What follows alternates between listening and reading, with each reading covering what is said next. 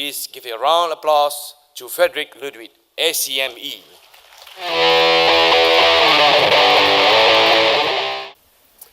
Thank you very much. Thank you very much for the invitation to be back. It's great to be back here. I think a lot has happened in the last 13 years. I've founded ACME 10 years ago, and I think it is quite different to some of the work we presented before.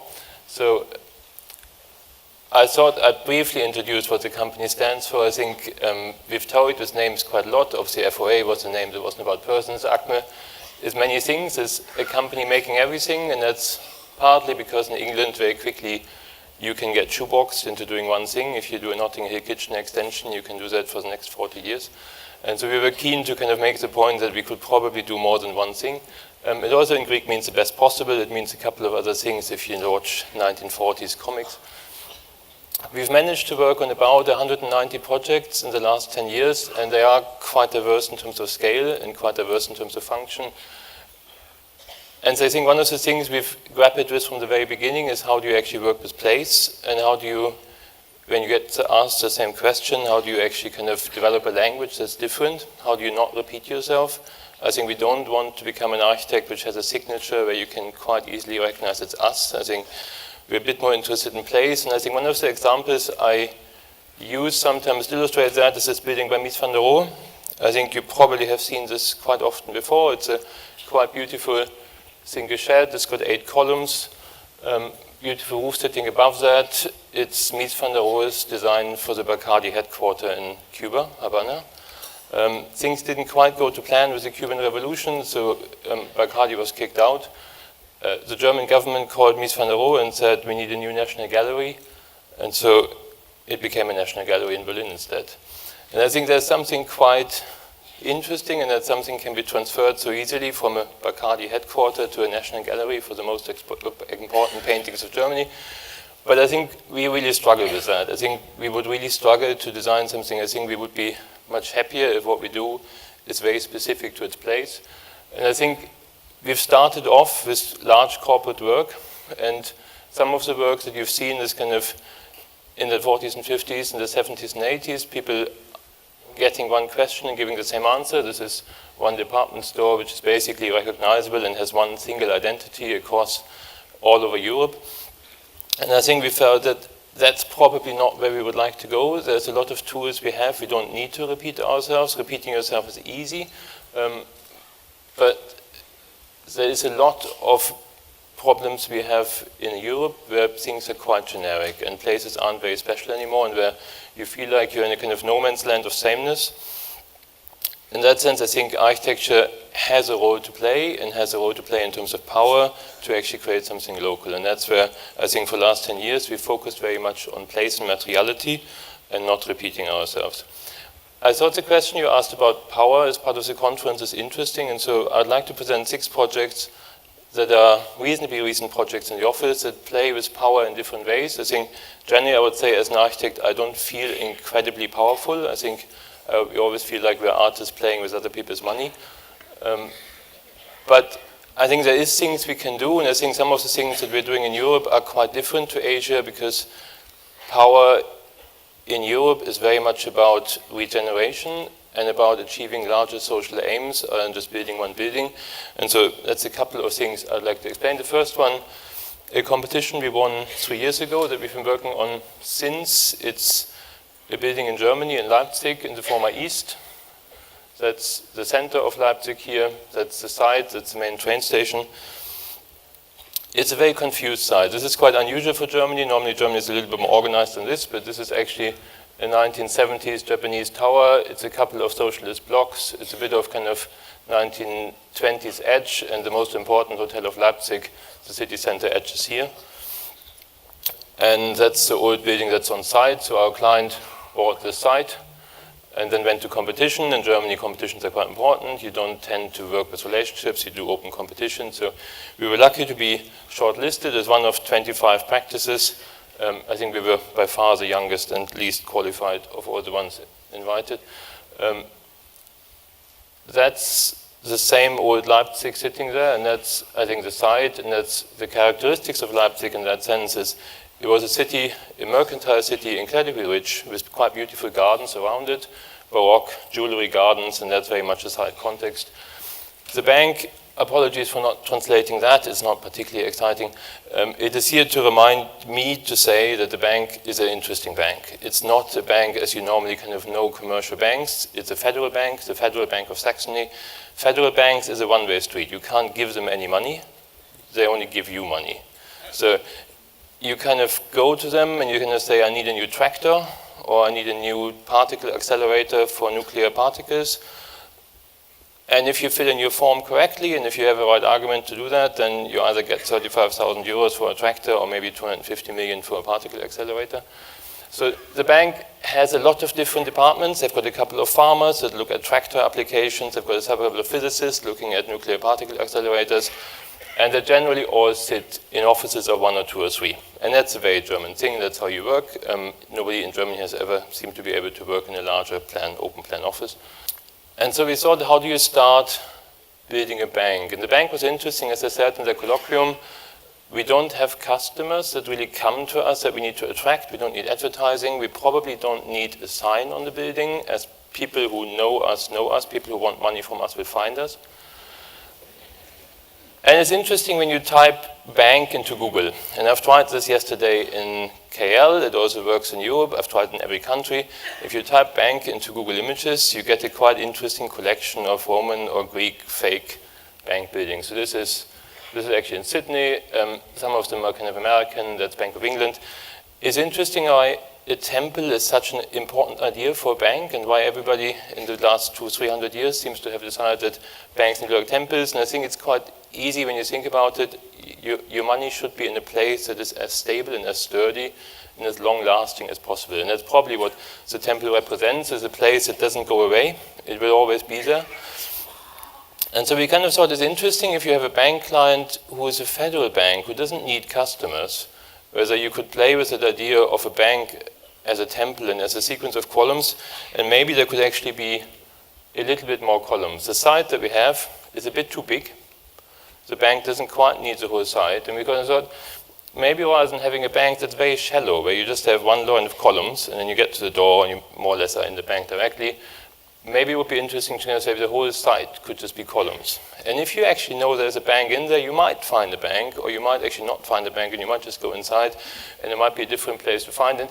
Maybe it's a little bit an offer to the city. It is actually something where the scales of what you're normally known for are a little bit different. It's a bit like Alice in Wonderland, where things aren't quite right. And maybe it's a bit of a column forest that just kind of meanders and it just expands. And if you see kind of, that's actually what we need for the building. So there's actually quite a lot of space outside where we could really play with the idea of having a lot more columns than absolutely necessary. And then we thought, how do you create a roof for that? I think if it is a place that really is a place of occupation, if it is a present from the bank to the city of Leipzig, it needs to find a way of having roofs. This is some of the early studies from the competition. That's the final competition plan, to say every column should actually form its own little canopy, and then there sits a building just behind there. That's an old building underneath. The footprint of the building, the column sitting outside, and the roof that sits above that. A couple of the competition sections. One would need to find artwork that works in the scale of the form of columns in that sense. And I think what hopefully you see a bit is this idea of the bank just really not quite being there, of the space being more an offer of the city, with a hint of a bank building sitting within that, to be found if you wanted. A view from the upper levels of the bank. So this is one of the normal kind of office floors looking back into the forum that sits down here. And then the competition model that we submitted, which we thought was an amazing competition model. We were incredibly proud of ourselves.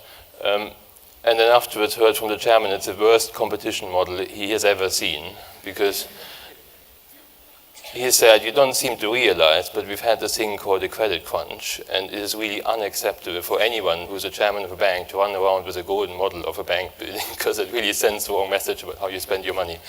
So we have very quickly made a white model and couriered it to him in his headquarters, so he has hidden this under his table. We won the competition, and we've been working for the last 2.5 years with the bank as to how one can kind of make this work. This is the footprint of the bank, the footprint of the public space, and that's Trafalgar Square. So you see, it is actually quite a large space. It is luckily a little bit smaller than Trafalgar Square, but it is pretty much as large as the central space of Leipzig. So it is a bit of a worry as to why are we creating a public square 60 by 60 meters in a part next to the station of Leipzig, which isn't necessarily the center of the universe. And the columns are an incredibly powerful way of dealing with that, we felt, because the columns give you a basic sense of occupation. The square isn't a 60 by 60 meter empty square, it actually is full of something. Sometimes the columns are 3 meters apart, sometimes 15 or 25, and the ground doesn't have to be flat. So you can actually play with the ground, you can allow for a bit of skateboarding or other uses. And so that's the clearings that sit within that. There's 3 clearings, 20, 25, and 30 meters. And that gives you a bit of a sense of an idea of how big those clearings actually feel like.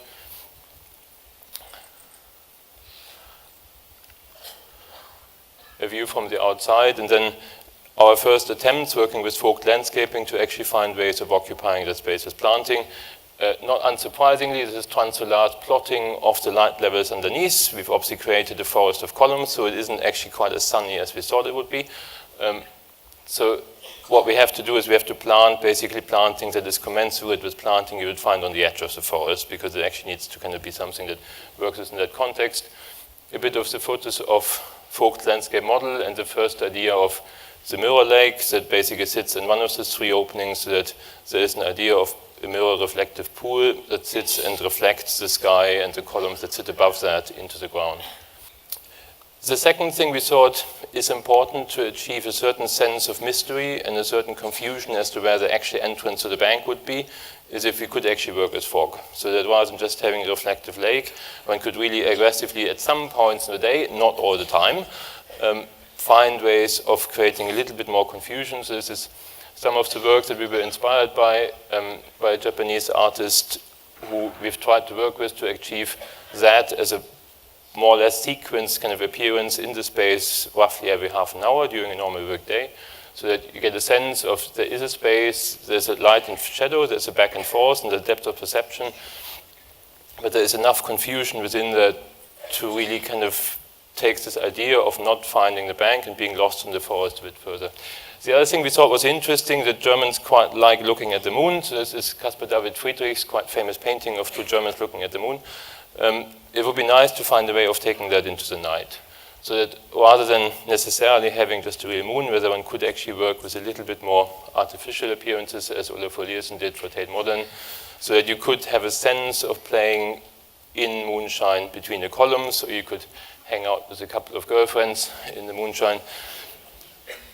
We've tried with 2 moons. I think the bank has taken it very badly because I really felt that we were kind of taking the playfulness of the space a bit too far, but I think 1 moon has survived so far, so we are hopeful that that moon will actually get through. But it is a federal bank, so as you can imagine, the meetings with chairman and the board of the bank are a little bit complicated sometimes. A view from the outside, so that's a view from the main station as you come, and there is an entrance to a bank hidden somewhere within there. A view from the backside. And we've tried to make everything that is public as possible within that context. So when you come closer to the bank, the public spaces are as open to the forum as possible. So you really feel like the forum that sits here is very much part of the environment that you're in. And then each of the meeting rooms is just a small pushy space. So we're basically just pushing into the core to create a soft kind of opening within that, so that you haven't really entered the bank yet. You're just basically sitting here to discuss your tractor, your house extension, or your particle accelerator. So there's other 2 functions that I think it's a very private bank, as federal banks are, so it is all high security. There's only 2 other reasons we can actually do something. The first one is the auditorium. We've managed to convince the bank to actually have an opening in the facade, so you can actually have an auditorium that comes out into the forum, so very much becomes part of the public space, and the floor basically just lifts up from the forum floor into the auditorium. And then it's been a big battle to get the bank to accept that they shouldn't have a canteen, they should actually have a restaurant. So that it still gives you a discount if you're a member of the bank, but actually other people can come in. So it is a proper full-on restaurant that also is allowed to work in the evening, so that there is activation of the forum from the side. We've tried to convince Germans to have an open plan office environment with atriums, and that has proved incredibly difficult. I think one can take Germans so far, but not too far. So this was the initial attempts we've made that has now been quite significantly squeezed down into something closer to that. And what we've done instead is we've tried to work with the fire escapes. So what we've done here, this is actually a fire escape. It has a sliding track that sits in here, and there's a wall, a steel wall that sits in there that slides out on fire with two very normal openings that let you get out. But what that means is that we can actually have open plan offices that actually have open staircases that connect to all the floors, while the bank still thinks they don't actually have an atrium and they didn't buy a feature staircase, which seemed an acceptable compromise. The last thing we've tried to do is to actually work with the columns as hard as we can to make the columns a real part of the project. Obviously, the columns have a very simple architectural function, so they basically define edges. They sometimes guide you and they sometimes confuse you. So they're quite strategically placed to allow certain views to open and other views to close. That's a simple overlay of the columns forming an edge, the columns outlining the clearing to actually make the clearing a really space that you can read in the space, and then some of the columns that allow for diagonal views through. We found a manufacturer in Berlin who can do us paper cardboard tubes of any size we want. So this is us in the office, at the back of the office, testing distances between columns and what feels like the right distance to have. The other thing columns do is they shade the space. So the canopies actually provide natural shading to each of the office spaces. What that allows us to do is to actually achieve a next to zero carbon building. So everything you see is basically chilled by the concrete, which has cast-in cooling pipes, which are pumping cold water through the concrete, which makes the concrete radiate coolness. It works for the small offices and it works for the open plan offices. And the way that that cool water is generated is by drilling 6 boreholes 300 meters into the ground. So we're properly ground source cooling the entire building. And then we're embedding cooling pipes in each of the outside columns to actually reject heat during certain times of the year, because in Germany you have to keep a balance. You can reject warm into the ground, but you have to take it back out again over a 12-month cycle. But what it means is that it becomes a closed loop system, so the building actually works on its own. It provides its own heating and cooling, and it does so in an incredibly passive way. And it actually achieves to do a microclimate in the forum, which is different to the rest of the climate of Leipzig, because we can actually change the temperature of the forum by 2 or 3 or 4 degrees, depending on whether it's summer or winter. That's a brief overlay of which columns do what job. So some of them are structural, some of them are smoke extract, some of them are cooling or heating. The basic details of the columns are basically spun concrete, so it's like a big washing machine extended quite far horizontally. So you can spin the columns in 21, 26 meter pieces. So they have a perfect surface on the outside, but they're hollow on the inside. Not all of them carry themselves, because in order to get the columns to be slim, you have to make them not all self-stabilizing. So the blue ones are the ones that are structural, and that are basically carrying the weight of everybody else, and everybody else in the family is basically leaning with their shoulders against the blue ones. They come in 3 sizes, and what we've tried to do is to work with the top of the canopy to make the canopy as slender as possible, so that there's a certain sense of magic. So we were trying to get away from a normal edge, which would normally have been 20 centimeters for in-situ concrete or precast. And the way to do that is to work with the TU Dresden, and we've worked with them for the last 2 years to take textile concrete to the next practical level. So textile concrete takes out all the steel and just uses carbon fibers. So you take carbon fiber, you eradicate all the stone reinforcement, and you work with pure sand and cement mixes. That's the weaving machines for the carbon fibers that we're working with. And then you build yourself a mold. You put the carbon fibers inside. You have to balance yourself a bit while you're propping up the carbon fibers on top of your mold, and you get out of that shells which are about 3 to 4 centimeters with no chance of erosion, because there's no steel inside, so they are proper homogeneous concrete structures. So that's the view of the current scheme with the thin edges and the slightly thicker columns. That was 2 years ago. That was a year and a half ago. In cities like this, you have to do quite a lot of archaeology, so we've looked quite a lot as to what was to be found, and we were happy to confirm that we have found a bank safe, which seemed quite appropriate. We are now actually in piling stage, so this is the beginning of the piling rigs, which are actually doing the 6 boreholes, which are going 300 meter deep, which are the first ones to go, and then the beginning of the basement. I think that the success or the power of the project for me is, I think, that we've managed to take a very private client, which is a federal bank, which is incredibly security conscious, and actually get them to do something incredibly public. There will be no CCTV cameras, there will be no access controls. It's a proper public space for the city of Leipzig. And to try to get a bank into that position, I think has been incredibly rewarding for us, and I think there's a power to kind of using private money in that sense for a public good that I think we found quite satisfying. I think the other part, how far you can push a microclimate, how far a building can actually do its own climate, I think for us has been a very exciting journey. Another project I want to touch on very briefly, it's a central London site. It's a very typical European problem. It's incredibly central in terms of this is the banking headquarters, the Gherkin is here, so all the big bank towers are sitting right next to that. It's incredibly close to transport. You can't be better connected to public transport in London than this site. It's an incredibly interesting historic site. It's just outside Roman London, just outside the Aldgate. It was a lovely residential quarter, then it became a church, then it became a train station and a slaughterhouse goods yard. That's a couple of images from the train station that were sitting on site. In 1977, everything was demolished and it was converted to a housing estate, affordable housing, by the Guinness Trust.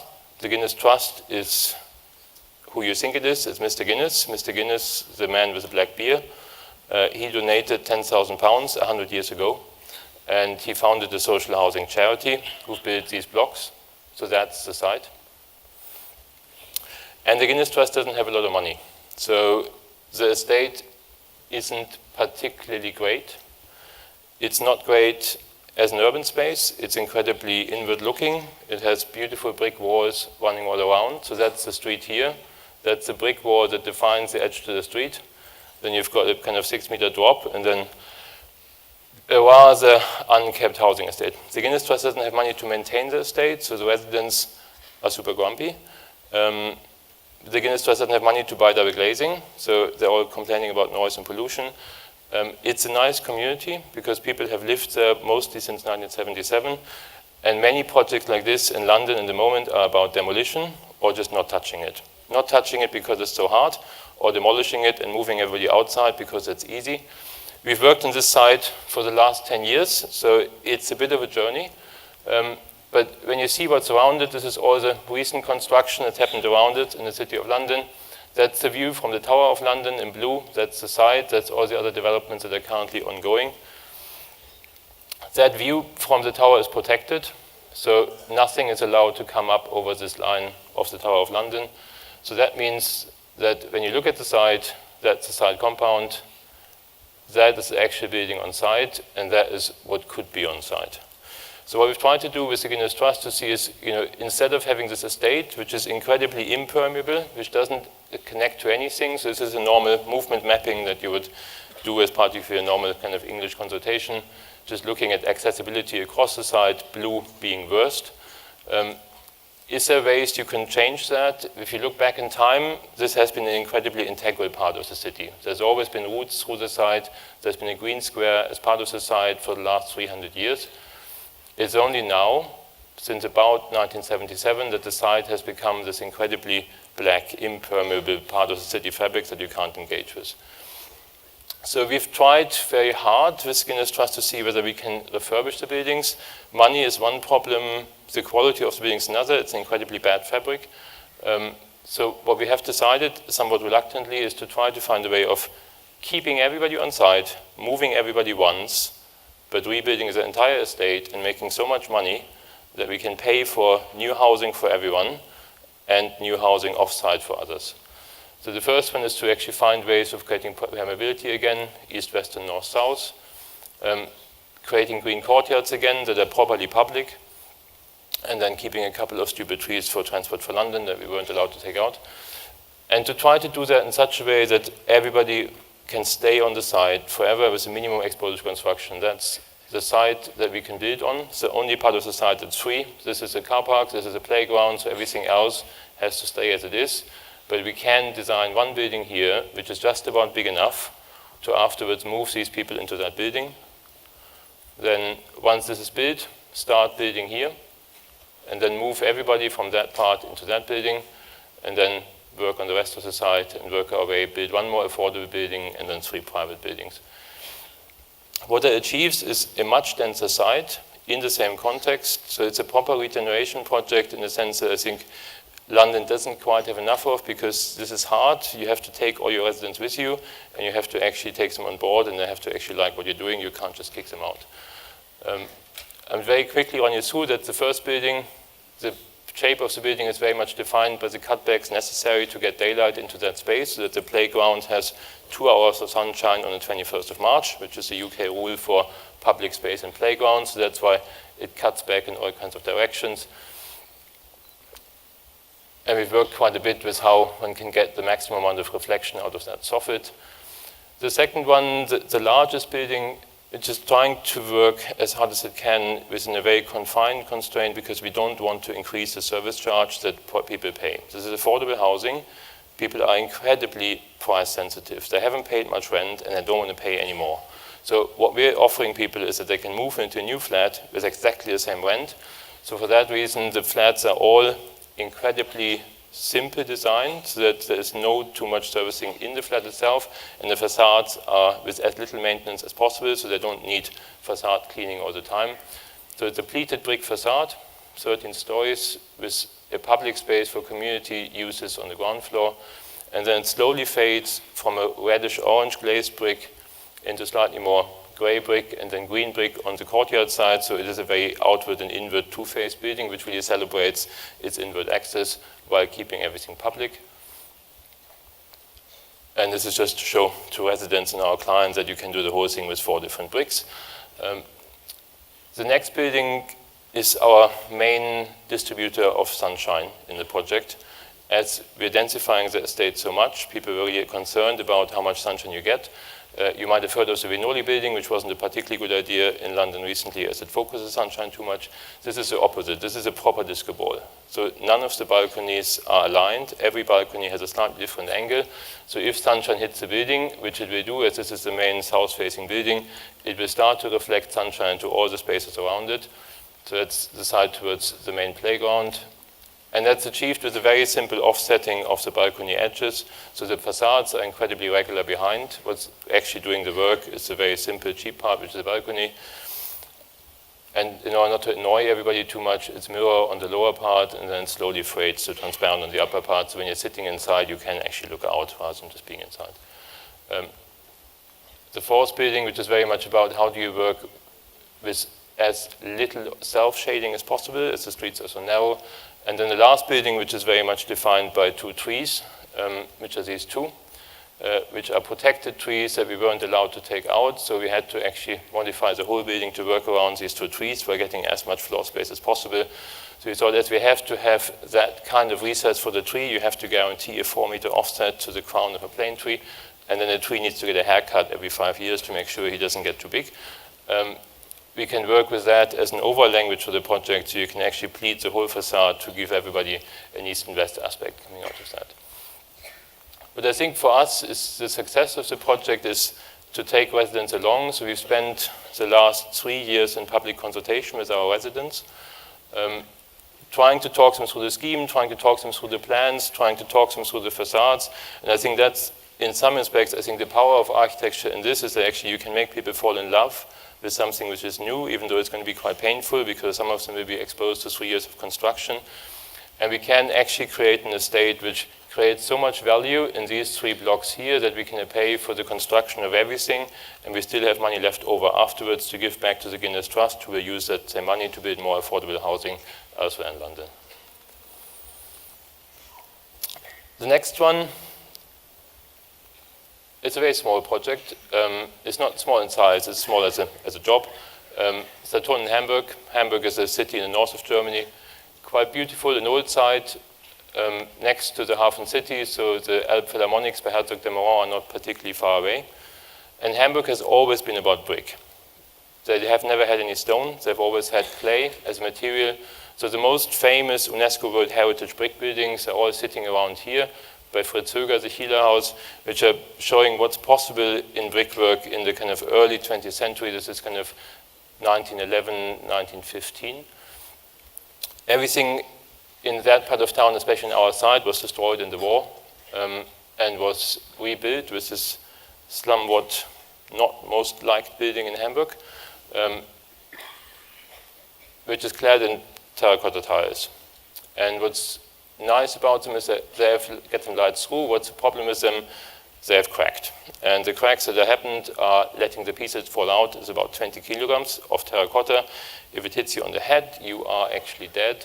So the facade has been clad in this wire mesh, which you can kind of see here, for the last 5 years, because basically it's not a pigeon problem, it's just a problem that the pieces keep falling out. The whole facade is hanging from the top. So what we've tried to do is to see whether we could take that facade down and create a new facade in brick that is as lightweight as a terracotta facade that we can hang back from the top to actually create something which actually speaks about Hamburg rather than speaking about nothing in particular. There's nothing behind, and that's some of the intricacies that people were able to achieve about 100 years ago in brickwork. And you see that's a cigarette factory just outside our site, the Remsmar factory in Hamburg, where you can see how far people were able to push brickwork already 100 years ago. Some of the easy things one can do with brick is you can dry stack brick, you can actually make it cantilever 1/3 out. And you will have seen some of the work from Eladio Dieste, where he's used curvature to actually make brick self-stabilizing with incredibly thin walls, which is very related to what people in Norfolk have done in the 16th century, which is to build crinkley-crankle walls. And crinkley-crankle walls, we think, are one of the most amazing structural inventions because that is the most efficient way to build a wall in brick. It's not straight, obviously, but you don't need any wind post. So you can actually build this wall with single-lying bricks, and it'll be more efficient than any other brick wall we can do and standing up in the wind. So what we've tried to do is to see whether we can take that into the 21st century, and whether one can work with Keller, the robotic bricklaying factory in Zurich, to try to see whether we can do an incredibly lightweight brick that is as light as a terracotta, but actually is able to hang from that facade. We've done quite a lot of structural tests, and what we found is that if you put a flat brick wall, it moves in the wind too much, and you have too much deflection. So what you have to do is you have to start to sculpt that wall. It's not ornamentation, it's actually pleating it as if you pleat a piece of paper. And as you're pleating it, it gets stiffer. So if you keep pleating it more and more, and if you keep pleating it about ½ meter out, you suddenly get a wall that starts to become stable, even though it's standing 25 meters straight up with a single brick. That's some of the tests and some of the overlap studies we've done as to how far you can pull bricks apart before they stop working. And so working with epoxy glue, we've calculated quite a lot. So this is the contact areas from each brick to each other brick to see how many of those bricks we need to eliminate, because basically everything under 1500 doesn't really work because the surface of two bricks against each other gets too small. That's what we're taking off. So that's a typical piece of terracotta, and that's what we're putting back on. A simple piece of brickwork stacked up and hanging from the top. So it is actually not sitting on the ground. And that's the final result, which I think we felt is an interesting answer to a Hamburg question. It's a very specific answer. It's an answer we wouldn't have given in a city, but we felt actually makes sense in this context. That's another Höger building sitting in the background. The Chile house is just sitting behind us, where we can work with brickwork and shifting it, and where each of these pleats going in and out is exactly 500 to 600 mil, which is exactly the distance we need to achieve the structural skin. And where in each of the flatter parts, we can pull the brick apart a little bit further to get a bit of sunshine in. The client didn't want any windows. They don't have any, and they didn't need any. We've tried to convince them otherwise, but they weren't interested.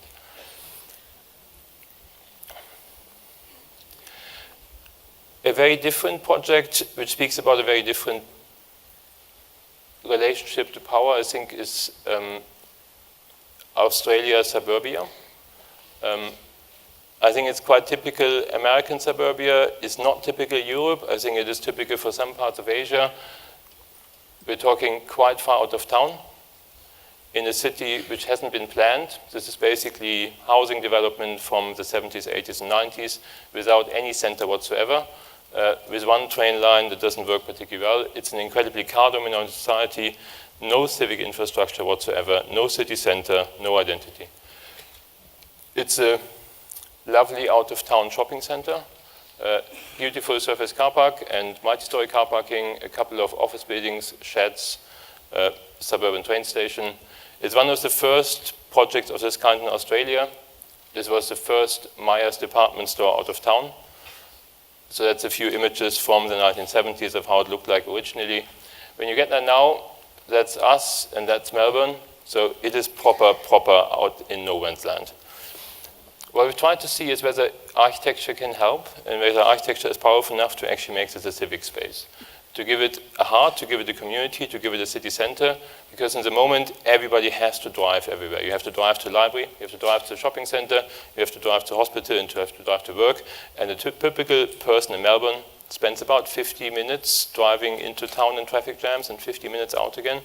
So it would be interesting to try and find a way of changing that environment, which is basically what you're used to now, the train station, the normal streets out there, the library, typical library inside, outside shopping center, high street, entrance to the scheme, and the inside of the scheme, which has a slightly dodgy Egyptian theme,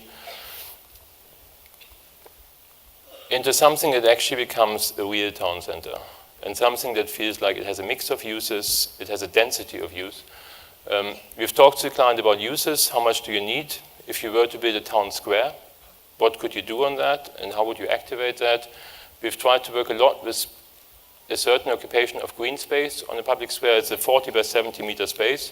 So that's the amount of green that we felt is important to achieve a certain amount of activity on the space. Working with the Australian bluestone to achieve a proper pattern on the ground that gives a sense of a civic space spilling out. We've managed to convince the client that we need a library. We need something that's a proper civic building that sits on the space. And the library is the traditional library. It's also an art gallery. It's an urban space that spills out into the square, and it's the one-stop shop for meeting your council. We've tried to lift everything off the ground as much as we can, so all books are sitting in a volume above. And then try to work with a very simple concrete facade that cuts down on solar shading and openings wherever possible, so the facade is really reflective of what's inside with more and less transparency. Views of the facade assembly. It's a very open ground floor. The art gallery and all of that is collapsible, so that's all very much as synonymous with public space as we can make it. And then sitting above that, the two volumes that are more containing books, information, study space, and adult education. A couple of renderings. Then we've tried to work with the town square facades to give some formality, to kind of compete with the out-of-town rigidity, to work with solid stone, and to actually give a lot of design guidance to each of the tenants so it doesn't look like a mess or a disaster. It actually has a certain sense of civic craftedness. And to build this one object in the middle that we've called the Shard, which is a quite important little structure because people in Melbourne drive, and they will continue to drive to this scheme. So in the moment, 93% of people come by car. What the Shard is doing is actually it's taking people from the shopping center underground and it's enticing them up into civic space. So it's meant to kind of draw your eye up. It's meant to announce the space that sits above that. It's a quite simple kind of crafted steel structure, welded in Holland and then assembled in Australia, view from below. And then to work with the outside facades, to not make them blind, but gives them a little bit of depth, so that there's a simple play of two fins with a couple of angles that are arrayed along the facade that give you a certain sense of play as you're driving a car, fast or slow. That's the view before we started. So this was 2.5 years ago. That's the Myer department store at the end. That's the same Myer department store now. So everything you see is refurbished. The same view outside previously, that's from inside the scheme to the outside entrance. And the same view of the same space now. It's the same roof light above. It's the same columns. So everything you see is just a refurbishment of that space. And the beginnings of a view outside, which is meant to draw you up to the beginnings of the Shard. And as you come up, you start to see the depths of the public space, and then the actual public space that sits outside that. I think we've been very impressed with how quickly people in Melbourne have taken to it. It has really been incredibly successful as a public space that does seem to work on a normal weekday and on the weekends. couple of views of the Shard looking out, and a couple of views on a typical day. So it is incredibly busy. Most of the units are restaurants on the side. And so part of what this is about picking a fight with online retailing and actually creating experience again. Creating experiences which are local, which actually make you get out of the car. Everything you see here is walkable. And it's the first time that people in this part of Melbourne actually have walked anywhere rather than driving. Views of the library, the open ground floor and the volume floating above that. The main entrance steps into the library as you kind of approach the scheme from the train station. The view from inside, from the reading spaces on the upper level where you have a slightly shaded view of the outside. And we've been really happy that we aren't finished, because the plan never was to finish. The plan was to actually have a flexible master plan that can expand. So while what you see there is actually complete, 1 month after opening, we got a new tower crane, and we're actually on site now building a 6-story hotel on top of that car park. And we'll be on site in next year to build 2 office buildings on the other side of the town square. So it's been enough to actually, the initial kind of opening of the square has been enough to actually kickstart it into something which is probably in 2 or 3 years' time really going to become a proper city center. There's one last project I would like to talk about in the last 10 minutes. It's a project we've been working on for 9.5 years, and that's the kind of typical time it takes in the UK to do urban regeneration. It's an urban project in the city center of Leeds, being kind of the 4th biggest city in the UK, the capital of Yorkshire. A city with a bit of an identity complex, is not very confident, it always feels a bit left behind between Manchester and Liverpool. And quite typical in that sense, I think, for many European cities who are struggling a little bit to find their feet in the post-industrial world. Old site over time. It's interesting that something which, when you looked at it 150 years ago, was quite full. It's a bit the opposite to Asia, where kind of in the UK and in Germany things get emptier over time in the last 100 years. So that's 100 years ago, that's 50 years ago, and that was 7 years ago. And it just basically empties out. Industry leaves, the factories all got demolished, everything else is falling apart, so you're left with surface car parking in the middle of the city center. Next to nothing is listed, so it's not protected structures. It's always been identified in the city planning guidelines as part of the heart of Leeds, part of the retail core. It just has never actually kind of managed to fulfill that potential.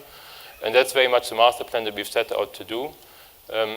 That's the ranking of Leeds within the UK in terms of retail ranking. It was 5th in the old days.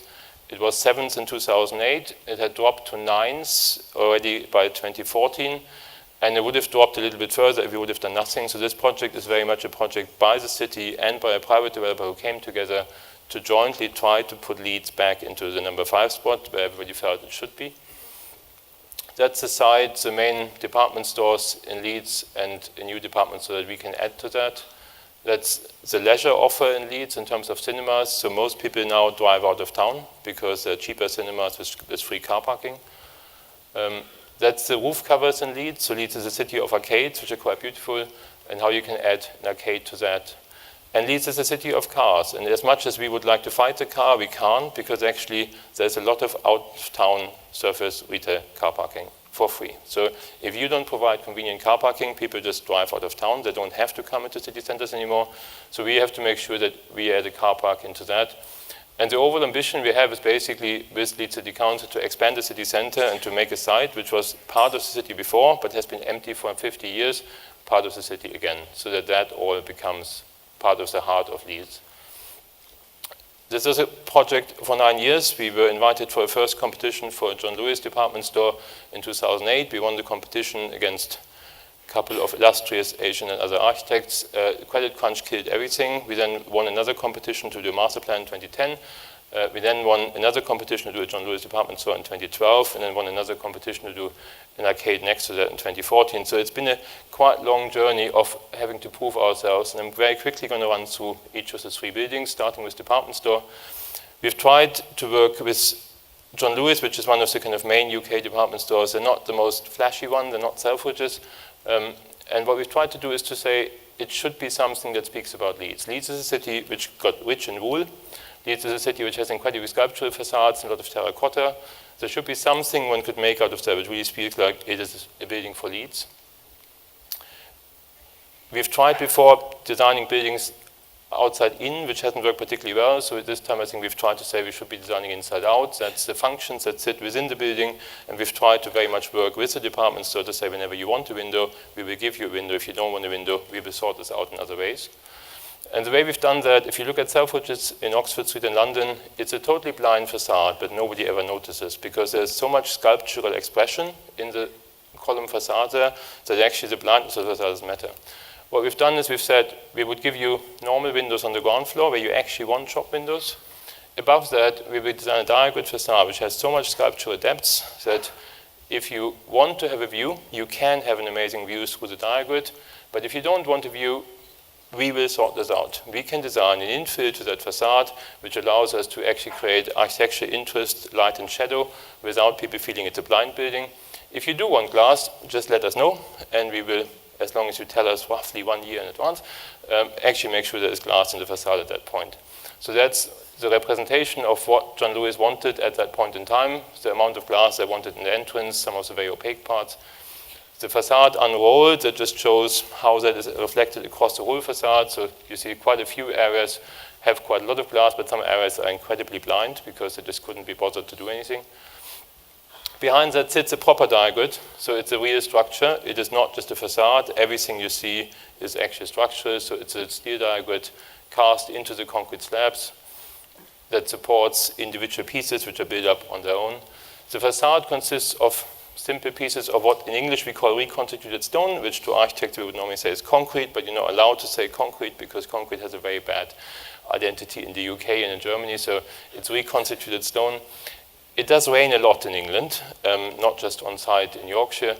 And so what we've done is we've tried to work with the most forward-looking parts being polished so that they age really well because they don't stain and they don't take dirt. So that's the polished part that sits most proud, 400 mil out. Everything else is a bit recessed. The way you do that is you basically polish the pieces first, then you put them in the mold, and then you cast the rest of the panel around that. So that's the overall panel sitting in there. The infills are terracotta. We've worked with a couple of different Kumella and NBK in Germany to design 4 pieces of bronze stained terracotta and 1 ivory stained terracotta, which are creating a sense of kind of depth in the overall part of the facade. That's the mock-up of the terracotta and the views up. That's the ground floor terracotta. It has a very slight change in pattern as you look across it. So that's the terracotta up here and then concrete below. It has a slightly nice mottled kind of skin disease glaze. View up, a view of the facade as it's finished. View from the inside. The terracotta is a bit late, so the building is kind of finished now since about 9 months ago. The terracotta is still missing because we discovered a bit too late that nobody had actually done metallic glazed terracotta before, so it's been a long, long process of getting the warranties for it. So that's a piece that will sit in each of those. Rooftop, how to integrate quite annoying substations in the building. The second building we had to do is the car park sitting alongside that. We didn't have much money for the whole project, but especially not for the car park. So it's a very simple aluminum fin, and it comes in 4 types, straight, 27-degree twist, 45 and 90-degree twist. And it's incredibly easy to twist. I think all of the contractors were surprised. Nobody had tried before. It's a 6mm piece of aluminum. You just twist it. It's kind of plastically deforms. It doesn't spring back. So all one needs to do is work with these 4 pieces of aluminum and just design a knuckle joint that allows for different fixings so that the facade, when you stand close to it, just consists of aluminum fins. When you step back a little bit further, it actually reads a bit like a direct grid of the building next door. So that's a view from the inside. Very simple aluminum pieces, giving you a view out into the suburban context, a view a bit closer up, and then a view further apart, where you actually start to see the direct grid emerging in between the light and shadow. The last part to close is the third building that sits in front of the John Lewis department store and connects everything back into the city center. Leeds is famous for arcades. Leeds has amazing arcades. This is County Arcade, Victoria Gate, and the Central Arcade is opposite. And we've tried very much to kind of build buildings that make sense within Leeds, that don't just kind of come from out of town. So we thought it would be interesting to actually explore what it means to build an arcade, not to build a mall. Arcades, typically, if you look at Paris, if you look at Brussels, or some of the London and Leeds ones, they don't go from one place to somewhere specific. They're actually shortcuts. They're shortcuts between A and B. And we've looked at 6 very simple pieces: pilaster, signage, floor, lighting, display, and roof. And if you look at County Arcade, that's our next door arcade. We are just kind of through that door is our project. It's a very simple clearism and a clear idea of how an architect can create frontages. If you go beyond that, Burlington Arcade in London, Milan, Brussels, they all have a very simple idea of rhythm and sequence compared to shopping malls from the usual kind of Westfield white cities to Switzerland to Pacific Place. So when you compare the one and the other, you've got, I think, a quite clear idea of what shopping malls look like, which is basically a big mess, and a quite clear idea of what arcade looks like, which is a lot more order and a lot more power to the architect, because the architect actually was allowed to design something. It wasn't just left to everybody else. So what we've tried to do is to find a way of doing a 21st century arcade for Leeds that plays very much with all of those elements that you've just seen. To play with rhythm, to have one consistent idea for roof, for facades, and for floor, and to basically replicate that in a kind of shared way all the way across the north and the south. That's the south arcade, the north arcade, upper level, a casino sitting on top of that, and a roof. A roof light that connects the two, and under sails. So that's the south arcade with sunshine, that's the north arcade, which is a flat roof. It's the way the building rises and the roof rises to meet the John Lewis facade on the other end. And then how it sweeps around to actually make it a twin arcade, not 2 separate ones. And then starts to funnel into a hole that we've punched through the casino because we didn't want to have too much darkness. So we've managed to get the casino to accept that there's a big funnel that goes through the whole middle of it, which has daylight panels underneath, so basically have LED illumination that matches the daylight levels outside in an appropriate kind of inside way. So that's just a couple of sequences of how the light changes depending on conditions. We didn't have much money for other pieces. This is the cheapest possible floor that this developer has ever built. We've called manufacturers and said, what's the cheapest you can buy? And I said, Chinese granite. And we said, what color can we buy? And I said, gray, because we had 75 pounds a square meter. So what we've tried to do is 50 shades of gray. We couldn't achieve 50, so what you see is 15 shades of gray. And we've tried to do that in a Yorkshire pattern, because Yorkshire is a city of wool. And this is a very simple woolen cloth pattern replicated as a stone pattern that fades from the darkness of the shop fronts into a lighter part in the middle. We've asked the Chinese to test it, so they have actually diligently laid out the entire project, all 5,000 square meters in China, which we went to inspect, to check it works. Simple set of shop fronts that go with that, working a lot with the common sense of signage so that there's a real consistency across the scheme. And then different openings sitting above that for different openings. You see a little bit here the floor fading from a very fine floor to a kind of larger floor. So that's the shade fade that sits across each of the surfaces. And then to work with Via Bizzuno and a couple of Italian manufacturers to create a proper light fitting that actually plays that sense of arcade, that actually delineates the spaces at once. And if you look carefully, and if you are from Yorkshire, you will notice that that is the Yorkshire rose, which is the kind of regional flower of Yorkshire. A couple of views of some of the inside spaces. And then very lastly, a bit of outside. We've tried to relate to the outside architecture of Leeds that is next door. We've worked with a local manufacturer, which is very much local handmade brickwork. So this is some of the things they usually do, and what's quite beautiful is the difference you have in the textures of the brick across the project. We've designed a facade that's made of very simple pieces, so every piece that has the same color is a repetitive piece, so it's as many repetition pieces as possible. Sketch it out in Revit, and then send off to the manufacturer. This is the first sample that came back. That's how you actually make them. So you put the half bricks into the mold, and then you cast concrete at the back of that. It's incredibly beautiful to point because you can point them on the yard, so you don't have to point them on site. So the quality of workmanship is amazing. That's 4 different pieces, and then the building basically just fades around. So on the one side, where all of the buildings of Leeds have the sense of brick with white corners, we are brick with white corner and a white plinth.